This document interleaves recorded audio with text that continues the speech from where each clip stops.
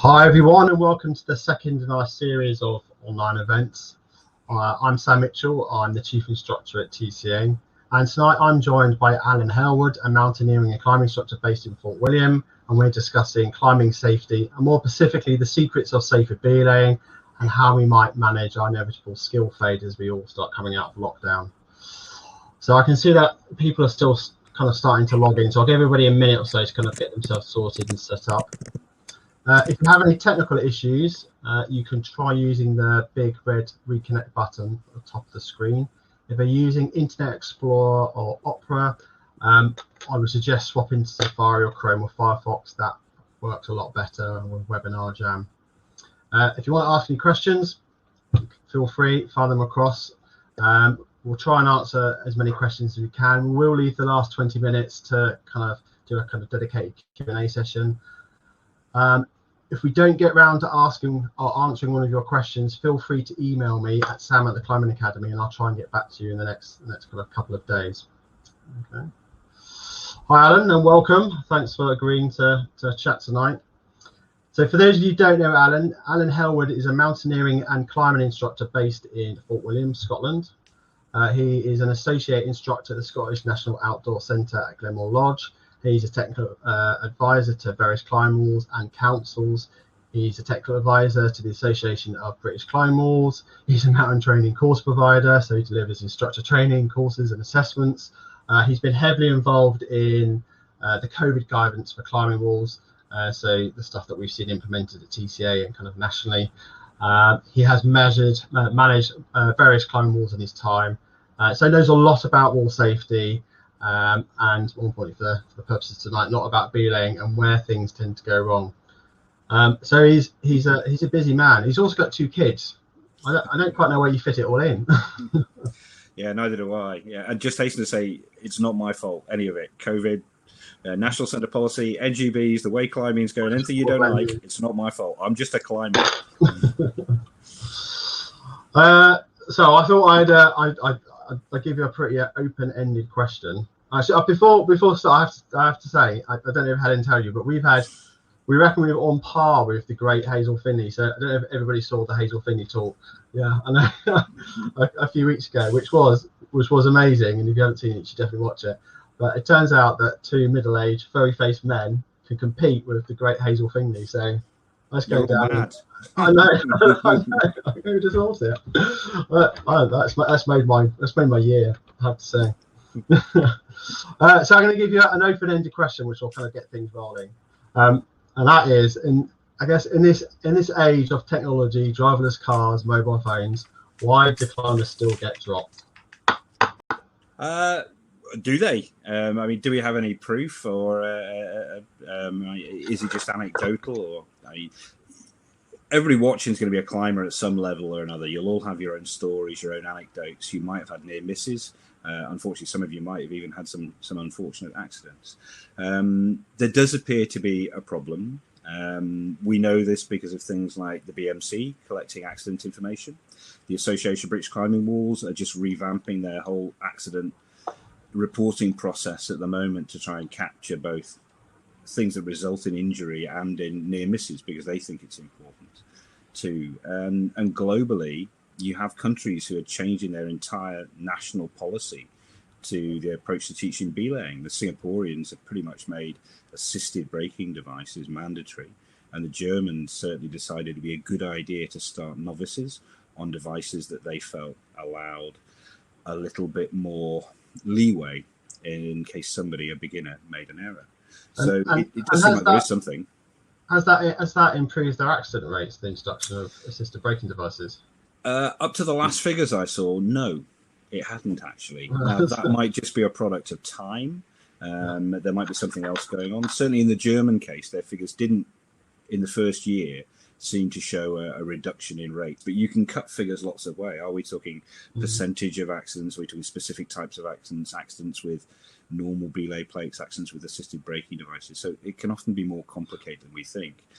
Again, with the Singaporeans, at the same time they introduced assisted braking devices, they also revamped their whole approach to teaching belaying, to how people access climbing walls and their safety policies. So we probably don't know yet. But here in Britain, the BMC and Mountaineering Scotland both started looking at the idea of better belaying. How do we teach belaying? How do people get to grips with belaying? What does good belaying look like?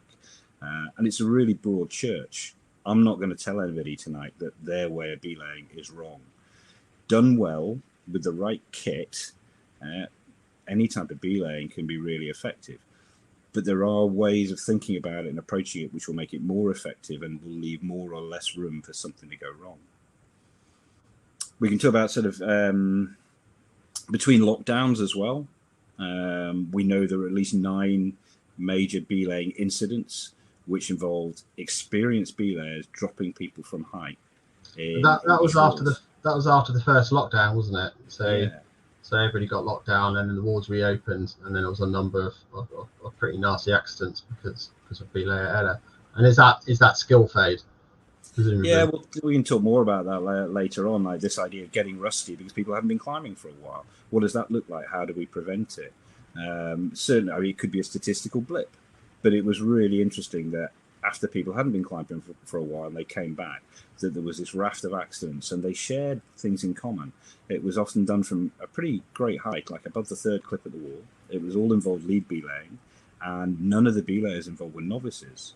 And when we talk about skill and better belaying, how long have I been belaying? Let's figure that out. I don't want to admit that. Yeah, maybe I don't want to. We're on a more than 30 years here. Yeah.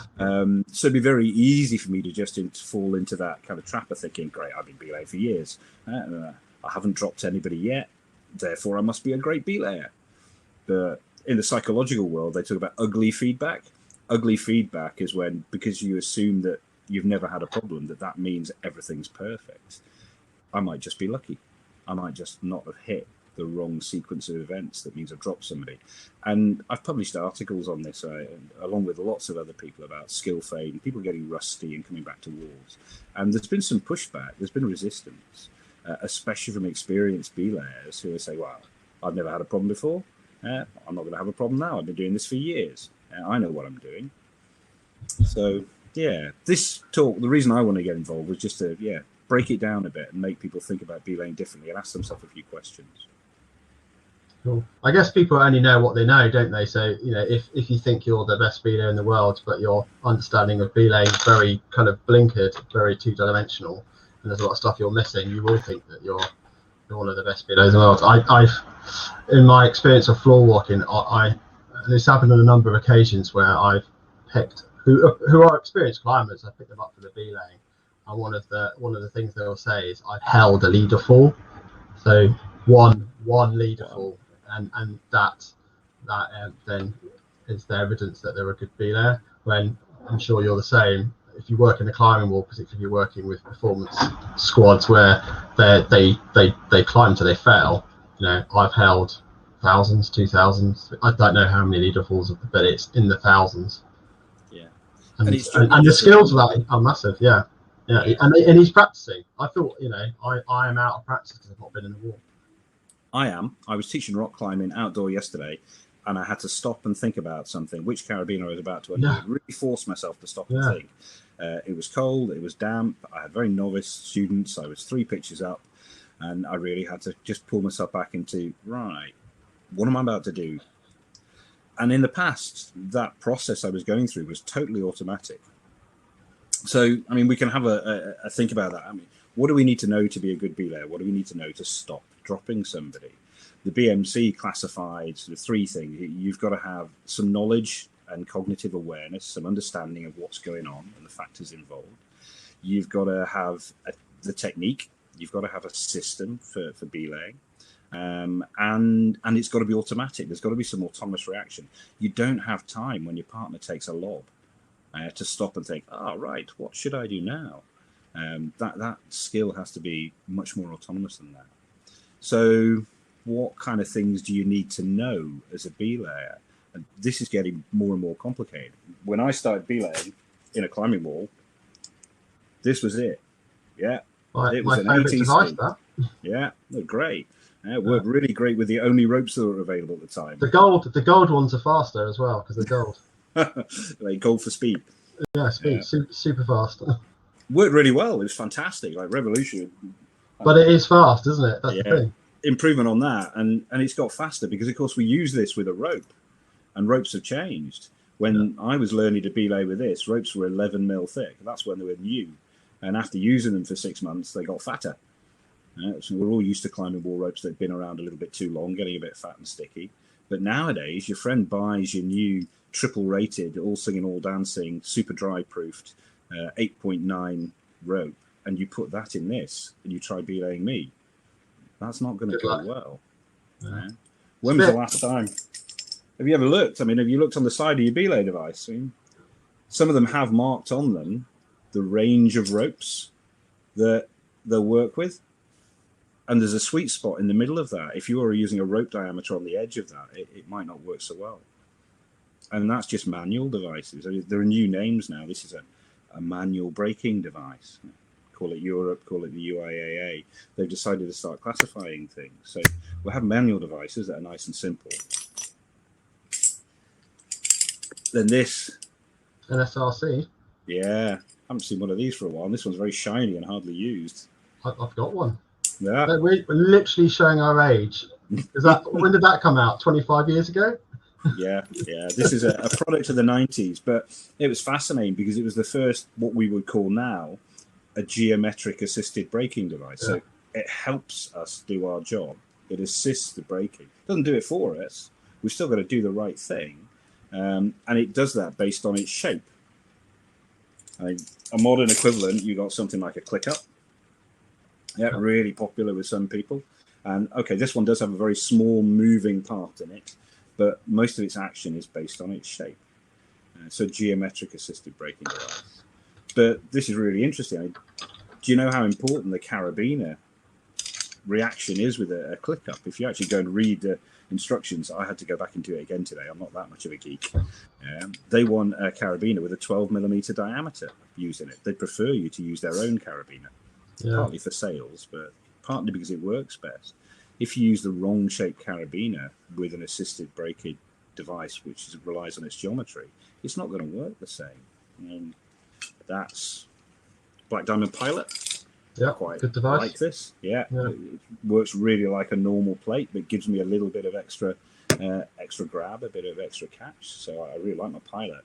But Black Diamond are very open about the fact that the shape of the carabiner there, whether it's an I-beam, a more angled shape, or a round bar shape, is going to make a difference to the performance. And toss in the rope diameter, and it'll be different again.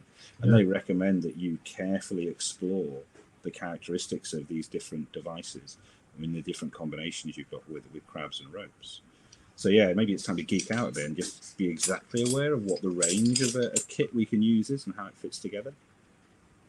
And so they're all assisted braking devices, and I guess it's worth saying that there is often a misconception by people that they are auto-locking, is what people refer to them as, aren't they?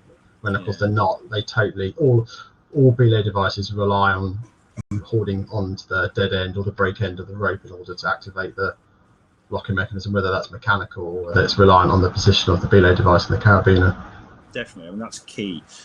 All those devices, if you go and look at any of the manufacturer instructions, whether it's a geometric device, whether it's a manual device, or whether it's a mechanical assisted braking device, this is the latest version of the Grigri. Is that the Grigri? The Grigri, yeah. It's the best one, I have to say. It is.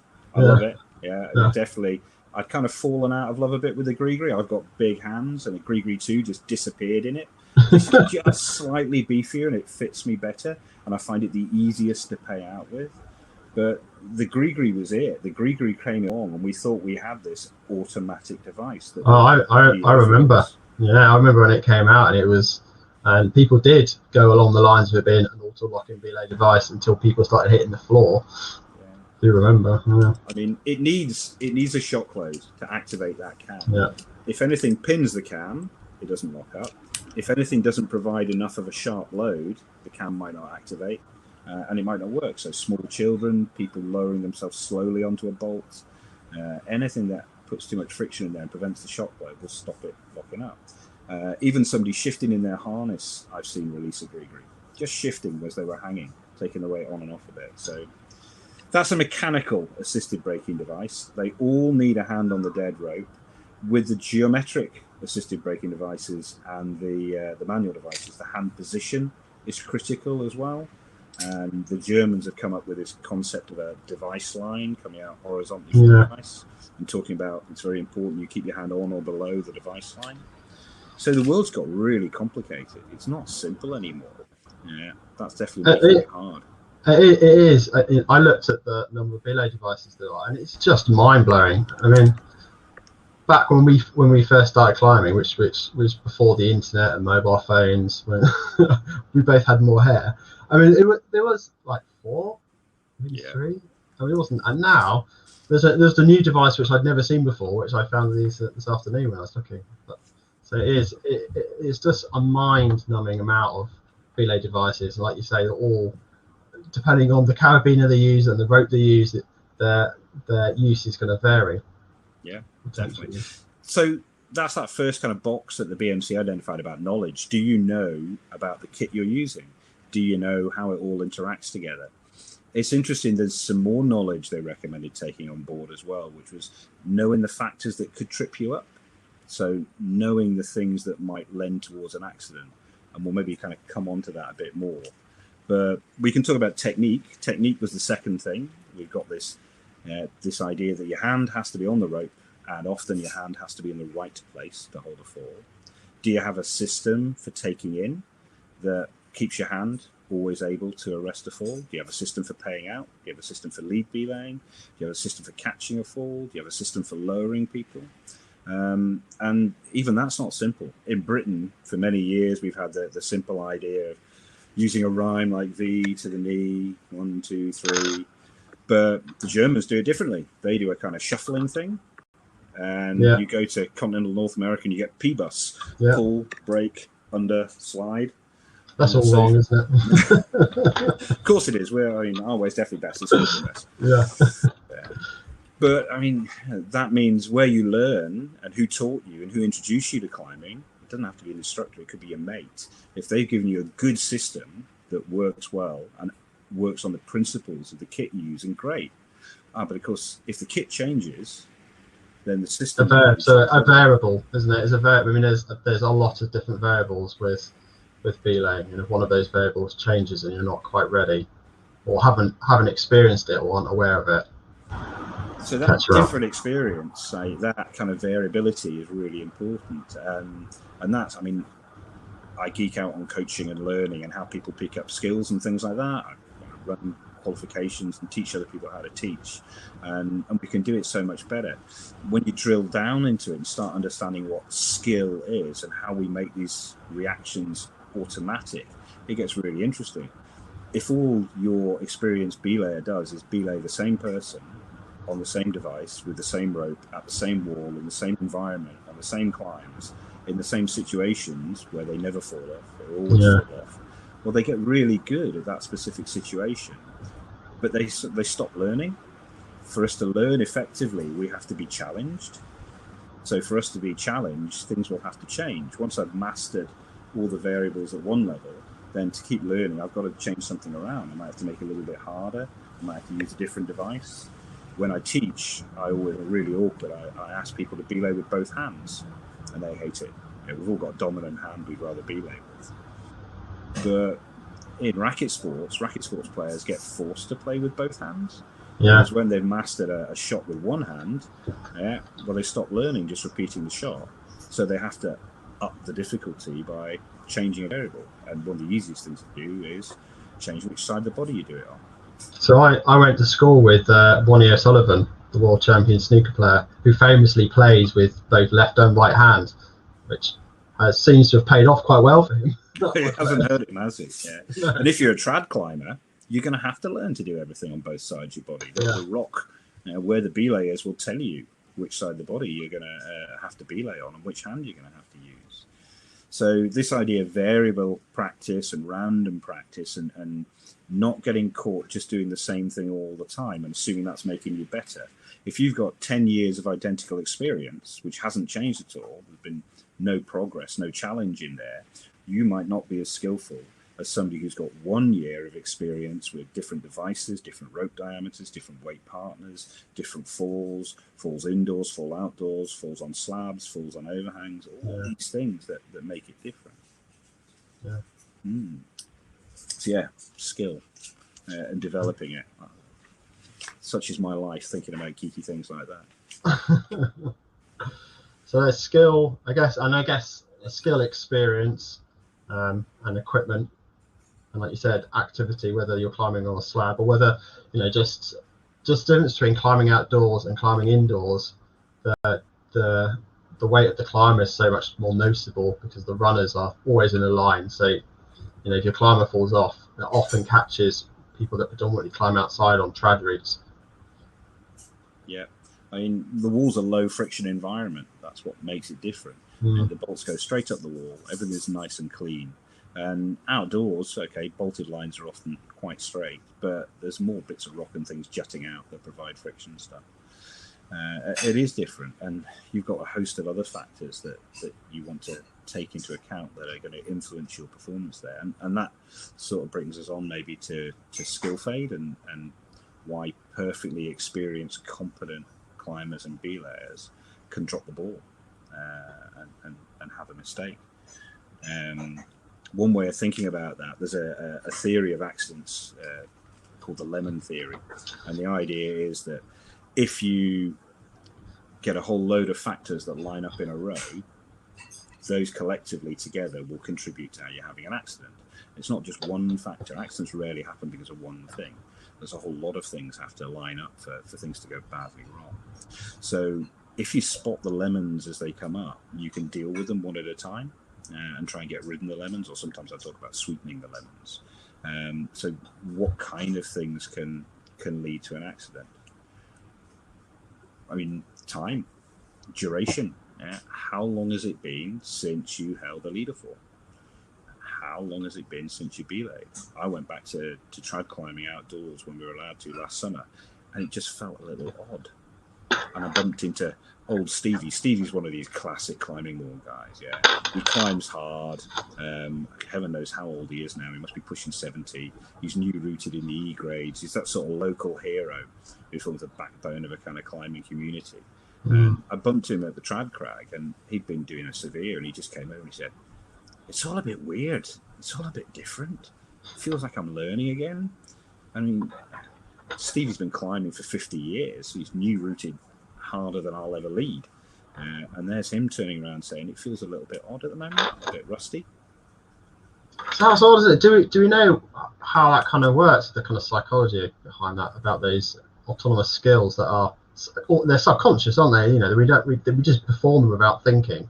And what happens if we don't practice them? Do we have to relearn them, or are they just hidden somewhere and we just have to pull them out of a box somewhere in the inside of our subconscious? How does it work? I mean, I think they're still there, and the reason they're going wrong is you get these disruptions. Another kind of accident theory is sort of Swiss cheese, and you think of slices of Swiss cheese with holes in it, and it'd be really rare if you put 10 random slices of Swiss cheese next to each other that the holes would all line up. Yeah. And you'd be able to get a pencil right the way through it. But if something interrupts a process, it can change where things were going. So we've got to kind of be aware of the things that can interrupt our normal autonomous processes and think, what can we do to get rid of them? So time, how long was I belaying before we had the break, before we had COVID? How long has it been since I belayed? For me, that one is just about awareness. I'm not going to go jumping back into it and put myself in my most difficult situation. I'm going to work back into it slowly until I've given things a chance to warm up again. So just taking things easy when you get back in the wall. Yeah, definitely. I mean, taking things easy is interesting for different people as well. Difficult. That's another thing. I mean, our grades are all different. We climb at. For some people, they need a little bit of difficulty to focus their brain. I mean, there's lots of research done on that says you reach that optimal stage of arousal. Yeah, you need a bit of challenge. How many accidents have occurred where climbers have done the dangerous part of the climb, the dangerous part of the day? They get to the top of the crag, they relax, and they slip off, or they slip off the approach path. Right. So in terms of that, or they curve, crash their cars on the way. Yeah. on the way home when it's all over, or you thought it was all over. Or you thought it was all over. Yeah. So I mean, being in the zone is important for performance. If you're too relaxed, if at the back of your head the little voice says, "Oh, he's on the warm-up route, it's going to be fine, he won't fall off," yeah, that's not going to help. No. Equally, if you launch straight back into really hard projecting at the limit of your grade, the day you go back to your climbing, you might just find you've just overloaded things. You've just put too many things into play, and it's not working right yet. So find that sort of sweet spot where you're paying attention and you've got the room to pay attention, and you're interested and you're involved and you're performing, rather than just thinking, oh, I don't have to worry about it yet because it's too easy, or overloading by going too hard. So yeah, you've got duration, you've got time involved, you've got difficulty. You want more Ds? Yeah, you work in a climbing wall. It's the most distracting environment on the planet. And people haven't been in that climbing wall for 3 months now. I mean, you know, how noisy is a climbing wall on a weekday evening, a wet weekday evening? There's music going, there's a scout group in, it's noisy. And when people get back, you know, they're going to be coming in and they're going to be people in the wall they've not seen for ages. And there's so many distractions. And I think just the ambient noise is going to really throw people. They're just not going to be used to it. Yeah, it's totally different from the type of climbing we might have got last summer at the crag. Trad crag, sport crag, whatever it is. You don't have the banging tunes most of the time outdoors. If you do, you go and ask the club to turn them down. And you don't have all those people you haven't bumped into. You don't have. Maybe it's time the wall are going to need to put themselves financially stable. There will be groups coming in. There'll be different processes involved. We are, like it or not, whatever your beliefs, we're all going to have to live in a COVID world. There's going to be distancing. There could be face coverings. These are going to disrupt communication. There's some good information coming out from that through Mountain Training, and JB Davis, another technical advisor, does a lot of work in England. He and Libby Peter have been doing some work on face coverings and whether they've contributed towards difficulties communicating between climbers and belayers. So keep your eyes open for that. But there are definite distractions in the climbing wall. And if you let them wash over you, you will not be focused on what you're doing. There are key times when you really want to have 100% focus. I really dislike people talking to me when I'm tying on. I never have liked it. And it's not just me. If you look at other worlds in the aviation world, they talk about a sterile cockpit. The idea is that when the captain of the aircraft is really doing something important, nobody else talks. Nobody does anything. Nobody does anything to break their kind of process. And I'm a bit like that when I'm tying on. I make people think twice about whether they talk to lead belayers. When I'm being belayed on the lead, I'm darn certain I only want my belayer's attention in one place. I mean, how many times, I'm sure it's happened to you, I can be climbing and you get short ropes because your belayer's having a chat with somebody stood next to them on the ground. It's the most annoying thing. But I mean, what does it say about the belayer's attention? They're certainly not watching you. Yeah. Sure. So we just got to be aware of those distractions, and that now more than ever, when we go back in the climbing wall, they pose a hazard. They're just something that's going to break a process that's already a little bit rusty, and we want everything sharp. So let's minimise the distractions in our own mind. I think it's not just the responsibility of the belayer and the climber. It's the responsibility of everybody in that wall to not walk up to people and distract them when they're belaying, or start trying to speak to a climber at the second clip. It's just allow people the space to climb, and then you can have a talk to them when they get down, and give people a bit of space. And I think it's really important when we go back that everybody kind of looks out for each other, because we're all out practice, making sure that we're meant to do it anyway, aren't we? We're meant to do body checks, but how many people really do it? I do it. I'm sure you do it, because we're instructors and we're trained, and we're paranoid, very paranoid about checking stuff. But I think a lot of people don't. And it's like those lemons, isn't it? It's fine when everybody's well practiced, because you can get away with it, and those lemons don't line up. But on the day where everybody goes back in and everybody's a bit rusty, then those lemons start to slowly slot into place. They didn't check the climber. The belay's about practice for the belaying. It's all sorts of things that can kind of happen. Yeah. So I mean, again, I'm writing some stuff on this, and I put it under D's, and I had that duration, the time, and the distractions, and the difficulty, and the differences. If you go back in and your mate brings a new rope, and it's a bit thinner and slicker, if you belay a different partner who's a bit heavier than you were used to, if you're using a different belay device, or even the same belay device with a different carabiner, if you're in a different venue, a different wall, if anything's changed and you toss in noise that you're not used to, and you're slightly rusty, it's been a while since you belayed, and you're a little bit switched off because you're busy looking at your mate that you haven't seen in 6 months who's just come on the floor, and the music's got a bit loud. Now you begin to see how any one of those things on its own, and you're a good belayer, you've been doing it for years, it's all going to be fine. But you toss them all in together, and this is where the problems arise. And these are where people are having accidents. So we need to be aware of those things, and you need to not let them gang up on you. You need to control the ones you can control, and be aware of the ones that you can do something about. Ask people not to talk to you while you belay. Give it a few minutes and turn your back on somebody while you're tying on. Rude as it may seem, it's better that than ending up in hospital. And anybody can do it. I've looked down at my harness and realised I've only tied on to half the belay loop. Yeah, one of the loops. Yeah, I've done it. I find it always interesting with people. I've never made a mistake. So I've done that exact thing. Got to the top of the route, looked down, and gone, "Oh, that's lucky I didn't just let go then, isn't it?" Everybody does it. But yeah, when people say, people say I've never made a mistake, it's like you're probably just not spotting them. That's the difference. It is pretty arrogant to assume that any of us can't make a mistake. Everybody's fallible, aren't they? Yeah. All the time. You look at someone like Lynn Hill, who made a mistake. I mean, in her day, one of the best climbers who there's ever been, regardless of gender, climbing all the time, climbing comps, climbing ridiculously hard things, free in the nose. And one day she goes sport climbing, doesn't tie a knot properly, decks out, and ends up spending the next year recovering from it.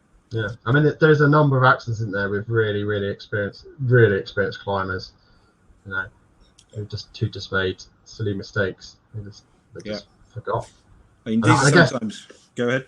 I was going to say, I mean, that is, we naturally presume it's the inexperienced climbers that can have the problem, but it's the climbers that are most comfortable in that environment, that are most relaxed, like you say, aren't in a state of arousal, aren't aware of what's going around, double checking things, that are potentially the ones going to have the accident.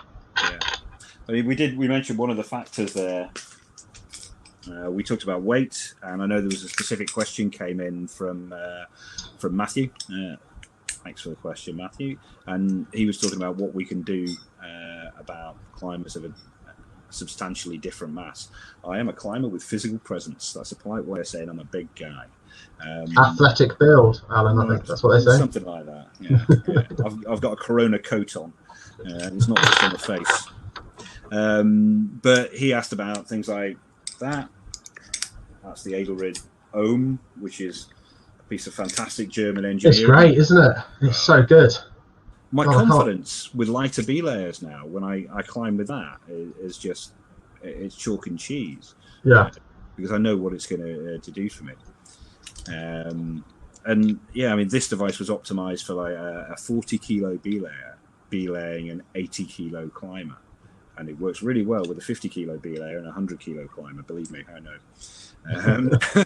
And used correctly, it's an ideal way for lighter belayers to belay heavier climbers. Like everything else, it takes a little bit of practice. You want to practice this slowly on easy ground, get a feel for how it works. In particular, I found it makes a big difference exactly where the belayer stands. Yeah, it does. Yeah, that arc around the bottom. Yeah, that's really important. And a half out that makes it work. It makes it flow when the climber pulls up rope to clip in, but it also makes it activate when you need it, when the climber falls off or is being lowered. And lowering me with one of these has been described as like lowering a baby. So I used one at the wall the first time I used one, and there's a guy at the wall that was using it. I can't quite remember the name. Anyway, he's a big lad, like really big, and yeah, this really skinny rope, and I was using an ATC, so super quick device. And he climbed to the top of the wall, and I'm not going to lie, I was pretty scared that I was just going to drop him on the floor. And I used that, and it was like I was belaying one of the 14-year-old squad kids, one of the girls on the team. It was absolutely amazing. So yeah, really, really good device. But they'll need some training. So I think that email, they want to do a sports course, isn't it? That's the kind of idea behind it. They want to go out climbing and sport climbing. Yeah, and that works really well. I mean, there are other things that there's some slightly off the wall things. In some German walls where they don't use the ohm, they've developed this habit of clipping the first bolt on an adjacent route before you start clipping all the bolts on your own route, and that puts a big kink in the lead rope. Again, it takes a lot of practice to get the paying out of the tension exactly right. And of course, in a busy wall on your busiest night of the week, that means you're now taking out 2 lead lines. It's not ideal. Yeah, that's not going to go down well. We've always had the idea of sandbags, ground anchors, that sort of thing. And yeah, they have a place, usually right behind me when I step backwards and I fall over them. That's my issue with sandbags. Yeah. And they do sort of pin the belayer to the spot a bit, which is not how I teach people to belay. I like them to be able to move around a little bit. So I think sandbags and slings attached to the base of the wall, they're never ideal, are they? They feel like a bodge compared to that. Yeah, I mean, that's expensive it is if you are regularly climbing and you're a heavy climber. If you climb with a bunch of lighter belayers or a lighter belayer, then there's your Christmas. We have them at the wall for people to use. A lot of walls do now, and they're just a standard piece of kit. And the walls are going to want to use things that are going to make people's experience safer and more pleasant. Yeah. I was just trying to find Matt's question because I think it was a bit longer than that, wasn't it? What did he ask? Yeah. While you're doing that, I'll let you do that. I'll just answer a couple of. There's some comments in the side there coming through. Cool. John has talked about how important it is to remain conscious of things. If you have an argument with someone close to you, you're late for work, weather's bad, you're 800 times more likely to have a car accident. If you're conscious of those things when you start your car, your accident rate only doubles. So consciousness, this awareness of these factors, well done on coming on the webinar. Yeah, if you remember 2 things from the webinar, pick any 2 things that affect you and could be your lemons, then great. You've just taken a really big step, hopefully, to lessen the chance of something like skill fade catching you out. I see Kath has said, on a positive, many female climbers have come back to climbing after having children. Just a thought. So, it's not just women. I know men who had nothing to do with walking, mountains, climbing, or anything for that during the critical kind of parenting years. And for both men and women, or anybody who's taken a break from climbing for whatever reasons, brilliant. Get back into it and break into it slowly and mindfully for whatever reason. I climb with my family. It's been nice to see my wife getting back climbing as well as afterwards. So yeah, agreement there. Rosalind made what I thought was a really good point. I know about my kit, my ATC, my Jewel 2, my Grigri 2, but I don't know about everyone else's. So there's your little amber flag when you see your partner turn up with something new. Like, oh, how does that work? Does that work with my rope? Is that going to be all right to hold me with? Is there anything else I need to know about that kit there? The internet's a wonderful thing. Google any manufacturer's website, and you'll start finding instruction videos. And how many of us have actually watched them for the kit that we use? That's why it's quite important, isn't it, to use different belay devices. So when that day occurs, when you turn up at the crag for the day and you've left yours behind and you're using your partner's, you're actually now to use it properly in a more controlled environment, like a climber wall as opposed to a sport crag. Climbing technology are quite specific about it. They talk about the ClickUp was designed to be used with a specific carabiner that they make, but if it's forgotten, lost, you don't have one, you bought the device second hand, they give advice on suitable other carabiners if you have to. There's various other points in there which I think are all I'm just going to totally ignore about my hair having slipped off the top of my head and the nature of my lockdown beard. Abby's mentioned checking is so key. Partner. Yeah, I can't emphasize enough how important it is to check each other. And I think we said earlier, I think a lot of climbers, particularly experienced climbers, need to check it. It's one of the things, I'm sure you do the same thing when you're working with kids, NICAS kids, and you say, have you checked me? And they go, well, I don't need to check you. You're an instructor. And you go, no, you check everyone. Everybody makes mistakes, even instructors. And we teach it to NICAS kids, don't we? We teach it to kids. You check everybody all of the time. It's one of the best bits of advice. Yeah, my kids won't let me leave the ground. Yeah. And it's something else. I mean, working with groups, the assumption that the instructor is key. There's a whole raft of human factors, these kind of performance affectors out there. I work in the mountains in winter, and we're really getting more and more aware of them when it comes to avalanche education. And one of the key problems there is what's sometimes called the expert halo, where we assume that the instructor, the most experienced guy in the club, my partner, she's been climbing way, way longer than me. She knows way more about this than I do. That doesn't make any of those people immune to error. And we must never assume that experience equals perfection. We've got to avoid that expert halo. I think that's a really, really common mistake, isn't it? Yeah, I think it's that we're not the only ones doing this or thinking about this as well. You go to the aviation industry, medicine. There's so much research out there. A buddy check for me and climbing calls, they're very similar to checklists. If you have a pilot's license, if you have anything to do with aviation, you're very used to checklists. There's a checklist for most things that could happen or go wrong, or preparation or startups, anything. So if you get into a good routine and you adhere to it that works for you and minimizes the chance of error, that's a great thing to do that can stop you having an accident. I think about other things. They sort of think about staying situationally aware, communication, that idea of the sterile cockpit, not allowing distractions to creep in at the wrong time. All those things these aren't stuff I've kind of pulled out of the air.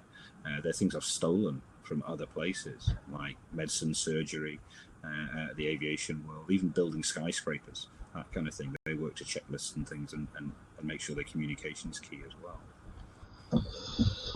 Cool. So there's a couple more questions. So did you answer the question that Abby said about the So do walls hire or give out advice on its use? It would depend on the wall, Abby. So at TCA we hire them out and we will give you advice on how to use them. We sell them as well. So it would depend on the wall whether they do that. Yeah, I mean, one of the parts of my job is if you're going to provide equipment for somebody, then the staff providing it should know how it works. And you can't expect somebody to be an instant expert. To provide something that's relatively, it's not that complicated, but it can go wrong. Without some kind of advice, wouldn't feel like you're really discharging your duty of care to me. Yeah, I mean, go and ask your local wall. That's an area. that's a place of expertise. There's qualified instructors in most walls. Somebody's made the point, just to be clear about it, which is valid. Yeah, you can't use an ohm on trad routes. It's not for use trad out of doors. The way it reacts is it goes from hanging down to pulling up, and of course if you imagine if that was on a wire, that's just going to lift your kit right out your first placement, and then you might be looking at unzipping a pitch. So it's very much for sport climbs, for multi climbs, and for indoor climbing. Phil said, do you think misplaced faith in gree-grees encourages people not to give 100% attention? Yes. Let's answer that question. Certainly that's what I've seen. It relates to another question. Maddie O'Neill's that what's the safest belay device for someone fairly new to lead climbing? I've been using a classic ATC for top roping, but as a new to lead, looking for something more substantial. The safest device is the one that you use really well, that you know well, that you've practiced in a variety of situations with, and you know that you're going to react autonomously to use correctly. Now, that brings into the argument, okay, which is safer, a manual device like an ATC or some kind of assisted braking device? An assisted braking device used correctly is probably safer than a manual device. There, I've said it. Let me put my card on the table. But the problem is, if you spend a lot of time like climbing walls, if you give an experienced climber an assisted braking device and a little bit of their brain says, oh, this is safer, they don't always use it well. So it comes down to the use. Use it correctly and use it well, and a well-used assisted braking device is going to be great, and it should lock up. But if you I'd don't use say, it well, yeah, it won't. And I say to Maddie, so an ATC is the device that I think probably me and Alan have used the most, or certainly the device I used the most because it came out when I first started climbing. But it is very quick, particularly depending on the rope that you're using. And if you're using that device in a top rope scenario in a wall, those ropes tend to be quite slow because they are often up for quite a long time, and just the diameter of those ropes. Once you start moving on to lead climbing, and depending on the lead rope you use, that device will be fast. So it starts playing into all these different variables that me and Alan have been talking about. So if you're using an ATC on a brand new sport rope that is super dry treated, so very, very quick, and you're belaying somebody who is over 70 kilos, 80 kilos, then that device is super, super fast, and you really need to know what you're doing if you're going to catch a fall. And so it might be worth considering a device like an ATC XP, which actually has got some teeth in, so it adds a bit more friction to the rope, or maybe considering assisted braking device like an ATC Pilot, where, like Alan said, if you use it properly, it just gives you that extra layer of security. It doesn't mean it's hands-free. It doesn't eliminate the risk fully because it has to be used properly, but it is there to as it says, assist. Yeah. And I spend a lot of time talking to people about how we teach belaying. You can do a lot of work on the ground. You don't have to send your partner flying off up the wall and tell them to take a big lead fall for you to figure out whether the device works right or not. Get it on the ground, put a rope through the first clip, practice paying out, practice taking in, have a wee go at your partner putting a load on by pulling on the end of the rope when you know it's coming, and then maybe have them stand behind you and put a load on the rope when you don't know it's coming. And these are just examples of kind of varying and randomizing the practice so you can get used to something new without putting yourself in a serious situation. Even writing ATC there kind of puts the question in my mind. We often call things generically ATC or bug. I get people who come to me and they call any tube type belaying device a bug, or any tube type belay device an ATC, when actually they mean something slightly different. So it'd be interesting to know whether your one has teeth in it, in which case it will be a little bit easier to use with a variety of ropes or not. I kind of moving on up the line there. I say Elliot said, I love the Petzl carabiners with the red pate under the screw gate. Makes the check easy and socially distanced. And yeah, that's Petzl kind of looking at human factors. What can we do to make it easier for people to check things and to give a really obvious visual cue if a carabiner's not done up? And that's a perfect example of a manufacturer trying to build in something that will help people deal with these human factors. So that also makes it much easier for other people to spot, including wall staff, if they're doing a floor walk. If you've got a device that's got a red band on it, you can spot it a mile off. So it's not just helping. I mean, it is helping you, but you get the additional securities that somebody else is more likely to see it as well. Yeah. If you miss it. A couple of good questions there, which are on a similar kind of vein or may have a similar solution. Marion asked, do any centres or walls have a setup where a novice can have the experience of actually holding a fall? For example, the tower at the lodge about 30 years ago. So I remember one of the first times I went to Glenmore Lodge, there was a barrel. I have no idea what it was full of, but it was really heavy. And it would get hoisted up the climbing wall. And then there was a special manufactured hook.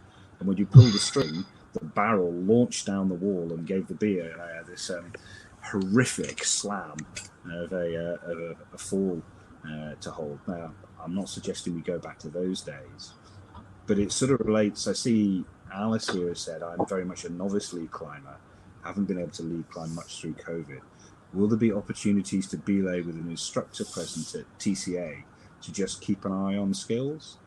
And I think a lot of walls are going to be aware of this and they're thinking, okay, yeah, how do we make instruction available? How do we make a bit of coaching, some extra tips?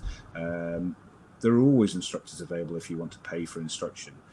But maybe the walls need to consider how do we put on simple sessions to help people get back in the swing of things and provide that. And I mean, there's a cost involved to providing staff time. But at this time in particular, it may be something that walls have to examine is how do they best support customers who want to get back into things or get the experience of holding a leader fall or experience a new belay device. The staff are out there. I mean, they've got the experience and they love getting involved in this kind of thing and passing on the knowledge. So ask the question directly. Go to your local TCA, whatever it is, and say, I'm in this position. What's the best kind of a route forward for me? So I can give you an answer. We have put on, there's a way of booking, essentially we're calling it a refresher session, whether that's for top roping or lead climbing. The only kind of issue for all walls at the moment is we can't actually run adult group sessions until we go into, I think, is it step 3? I think after the 17th of May, I think we can run adult group sessions as long as we stay on the current roadmap. But at the moment, the only thing we can do, we can run sessions, but they have to be with adults in the same social bubble or households, but we can't mix groups. So we have to pay our instructors, and so there is a cost there. And at the moment, because you'd be working with one other person, that cost will be not significant, but it's not going to be as cheap as the sessions we put in post pre-COVID, when we could have a group in running a session like that. But in answer to the question, yes. If you contact your local TCO, they can arrange for an instructor to work with you. Yeah, and there'll be ways doing it. I mean, there's always that balance. I'm an instructor. I make a living through teaching people, but I also like to try and teach people to be independent and to do things on their own. I'm not going to be there every time they climb or belay, so I have to find ways of helping them upskill themselves. And that idea of a ground school, of getting your partner to try things on the other end of the rope whilst you're stood on the ground, I can't kind of stress enough how safe that is, but how you can play around with the variables, the ropes, how far you stand from the wall, which hand you're belaying with, which foot you have forwards towards the wall. Have you ever thought about how you stand when you're belaying? And do you stand 1 foot forward and 1 foot back in the classic fighting stance? Or do you stand totally square onto the wall, relaxed and lazy? And will that make a difference if your partner suddenly yanks the rope you're belaying on? Try some of these things on the ground, and that variable practice, that's you upskilling yourself. And some of that can be done just with you and a friend. You'll probably find the staff come over and chat to you and go, oh, wow, what are you doing? And we'll be interested. The floor walkers will want to know what you're up to. Yeah, they will. Catherine has asked, Gree-Grees for trad, question mark. I was taught not to use them, but I have seen others using them. Yeah. Okay. So jury's out as far as I'm concerned. When I started my world, there were lots of ideas about trad and Gree-Grees locking up so suddenly that they gave a really hard load onto your top runner. However, you go to other countries and you'll see Gree-Grees using trad quite a bit. Some of that might be due to the nature of their climbing. It's hard to compare even trad climbing across different countries. You look at the States and the nature of their rock, and often you're looking at splitter cracks in pretty good rock, really good belays, multiple cams, and they're really certain of what's going on with their rock. In Britain, we have so many different types of rock, and the quality is not always as we'd like it to be. My gut reaction is I don't try and transfer techniques I've seen in common usage overseas to Britain, because I don't understand all the variables involved in their rock types, their type of trad climbing. And I do understand mine, and I know what kind of works in the UK, and I know that a manual device well used and give a soft catch when somebody stood in the right place is going to be effective. And to some extent, it may be a bit Luddite, but I don't feel the need to mess around with that. If I know it's going to work done well, then it feels fine to me. I'll let somebody else do the experimenting. So yeah, that's as far as I'm going to go on that one. I'm not going to say don't. I'm going to say I don't, because I don't feel the need to.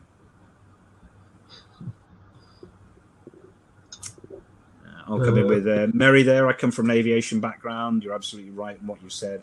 Accidents are frequently based on cumulative factors. Checking is both required and respected. Fly the conditions you're experiencing. Yeah, I used to persuade helicopters to stay in the air for the Navy and did a bit of flying as well. And that's a kind of key phrase. Yeah, you've got to fly to what you find around you. And you should climb to what you find around you. Who am I climbing with today? Who am I belaying? What kind of route am I on? What venue am I in? What distractions are there? What equipment are we climbing today? Another way we kind of look at that sometimes is having a beginner's mindset. Treat every day as if it's your first day climbing and belaying. Don't get caught up in making assumptions, no matter how often you've done this before. And it'll just keep you on your toes more.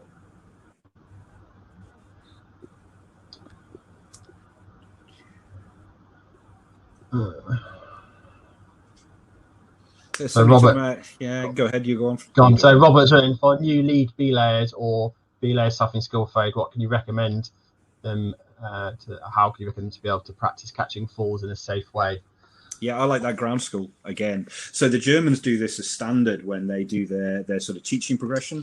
And I know that the BMC and their Better Belaying campaign have been playing around with the same techniques. Man in Scotland and Climb Scotland, Rob McKenzie is planning to run a series of workshops for wall staff so that they can run workshops for their users. And the technique that they use is they have a lead rope that runs from the belayer up through the first clip, possibly the second clip. And often the rope then runs through a pulley to lessen the friction. Yeah, I've seen this. Yeah. And then the rope comes down to one or more people stood on the ground. And like I say, you imagine a new lead belayer now, they're standing on the ground and the person holding the rope is next to them. And the person holding the rope can say, pay out, out, in, take in a bit. So you can get that lead belayer practicing the changeover between paying out and taking in dozens of times with somebody next to them. And then you can have the falling aspect and you can build it up. So initially I would stand next to somebody and say, yeah, pay out the rope, pay out the rope, pay out the rope. And if I fall, I can put a big load on the rope. And they know it's coming. And for a beginner who's really getting used to it, that's going to be enough. They need to know it's coming to get their hands in the right place, to do the right thing, to provide the right kind of catch. But to develop that, to get them back into that learning zone by making it more challenge, maybe the next time I'll stand in front of them and I won't say anything. I'll be taking in, stood on the ground next to them, and then, they'll see me if they're watching me, which again is good practice for them watching a lead climber, but it's sort of the next step in difficulty. And of course, then I can go a little further. This time, I'll stand behind them so they don't even know it's coming. And they've got to be totally reactive to a random fall. That's not meaning that when they go on the wall, I'm encouraging them to look elsewhere and not watch their partner. It's just a way of upskilling them and making the skills more autonomous. Yeah. So, this time I'm stood behind them and I put a big pull on the rope when they don't know it's coming. Okay, we could vary the size of the pull on that rope by I bring in my friend or their climbing partner, and the two of us pull on the rope together. I must admit, I was a bit skeptical of that when I first thought, that seemed like a bit of a gimmick to me. I've got my own ways of teaching lead climbing and falling and stuff. But I find that really effective, and it's really safe because everybody's on the ground. So you don't have people risking taking big lobs and falls, and people can do a lot of practice like that.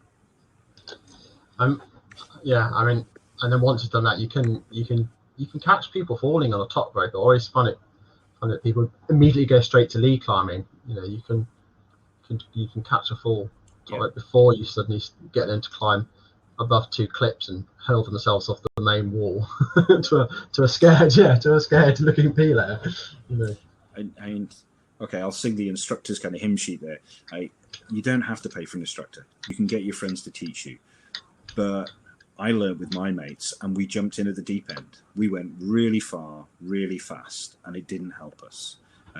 Now that I teach and I teach other instructors, we encourage people to kind of talk to the people, figure out where they're at, and just push them a little bit further and a little bit further and a little bit further. And okay, some of you say, well, it didn't do me any harm getting tossed in the deep end. But people will often be a lot more comfortable and learn more effectively if they're just pushed at the right level rather than hurled into holding somebody taking enormous lobs off the wall. And you'll have the floor walker on your case going, oh, my heavens. You will, yeah. You're going to have a very worried-looking floor walker on your tail straight away. We're almost at the end, so we'll do a couple more questions. I've got a couple of kit questions there. Beal Birdie, there has been a recall on that. If you've got a Beal Birdie, worth going to the Beal website and seeing exactly which birdies got pulled back in. Thanks for that, Harry. Scott Davey, have you learned or heard anything about the new Beal Safe Tube and its use? Has anyone identified issues, potential dangers? This is a weird one. It's not a belay device. It's a device that goes on somebody backing up or tailing for a belayer that locks the rope up if they let go. So it's kind of a gree for backups and tails. I've got one. I've played around with it a little bit. Okay, how many backups do you need? Are we going to have a backup for the backup of the backup of the backup? That's kind of where that one's going to.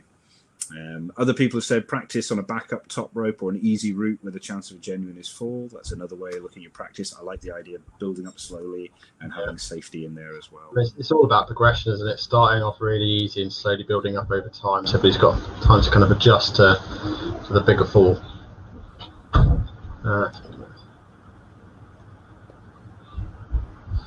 Colin says in learning belaying, the imperative is to catch lots of falls, lots of them. Yeah, I agree. Volume of practice always counts. How much you do is important. Variety is important too. So varying things like which hand you're belaying with, which rope you're belaying with, different weights of people. That's important for genuine skill. But the big kind of rider to that we put in is you've got to do that incrementally and safely. Don't make it too big a fall, too heavy a load, too unexpected, too many distractions until people are ready for it. So just let's take small steps towards holding those real falls. So I think we have done an hour, Alan. Wow, that went fast. It is.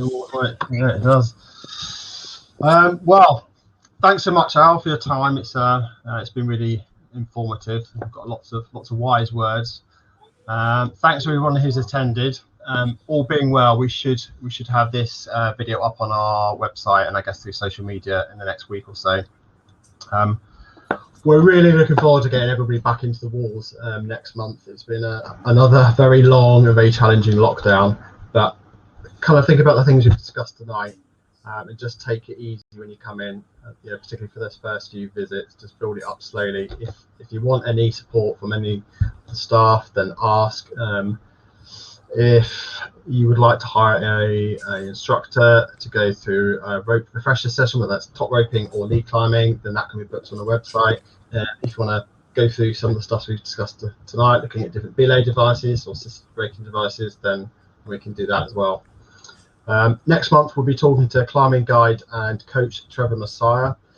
He's providing a practical advice to help you feel safe when stepping out of the climbing centre and into the great outdoors, and that's happening on the 15th of April, and you can sign up now again via our website. So that is it.